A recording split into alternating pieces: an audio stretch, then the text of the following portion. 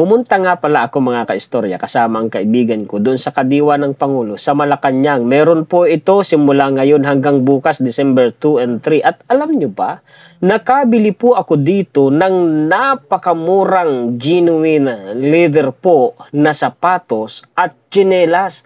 Mula po sa halaga na 500 hanggang 1,300 pesos mga kaistorya, ay makakabili ka na ng sapatos at tsinelas na gawa po sa tunay na balat. Ito nga po pala mga kaistorya, si Nanay Corazon Lihano. Siya po ang may-ari po ng stall na ito, ng booth na ito. Meron daw pong pwesto si Nanay Corazon doon po sa Riverbank Mall sa Marikina, sa tapat daw po mga kaistorya ng handyman. Kung sakaling gusto nyong makabili ng napakamurang sapatos na balat, kung gusto nyo pong makabili ng napakamurang sapatos at tsinelas, panlalaki man o pambabae, ay pwede po kayong pumunta sa Marikina at hanapin po ninyo ang pwesto ni Nanay Corazon. Take note, gawa po yan sa tunay na balat. Alam nyo ba kung sa mall kayo bibili ng ganyang sapatos, kung magkano ang halaga niyan? Sus Mariosep, yung tunay na balat po, nagkakahalaga ng 3,000 hanggang 5,000. Pataas pa nga. Opo, totoo yan. Alam nyo yan mga kaistorya. Pero dito,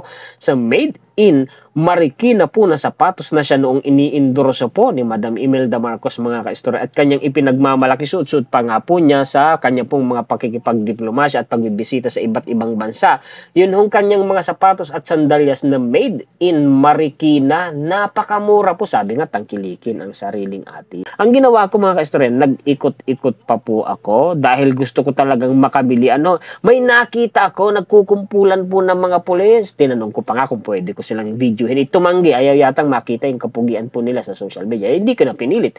Ang ginawa ko, nakipagsiksikan po ako sa kanila para makita ko kung sino sa amin ang gwapo. Ay hindi ho, ang nakita kong gwapo doon mga kaistorya, sapatos, napakaganda ng disenyo po at napakamura. Ay di todo sukat naman ang inyong lingkod.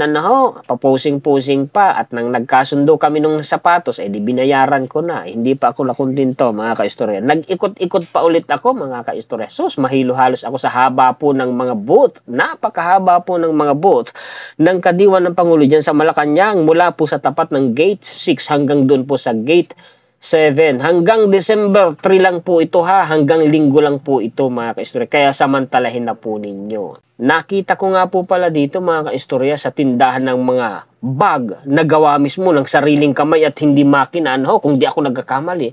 Abay, ang gaganda ng mga bag. May mga paintings pa at may mga picture frames pa. At higit sa lahat, abay, may magandang tindera na naka-uniforme pa. Naku po mga kaistorya, kung pwede lamang po na matanong ang kanyang pangalan at contact number, kaya lang inakahiyaan ko. Malay ninyo, abutan po ninyo dyan si Miss. Maganda tanungin ninyo, baka siya na po ang inyong makakatuluyan habang buhay. Ngayon hindi pa ako nakontento. Di ang ginawa ko, binagtas ko pa yung napakahabang pila ng mga booth. Ang dami talagang makikita po at mabibili sa kadiwa ng Pangulo. Mula po sa mga pagkain, sa mga prutas, sa mga damit, sa mga pan-display, sa mga burluloy sa katawan, hanggang sa mga bigas. Abay, ang dami din po ditong napakasasarap po na mga prutas.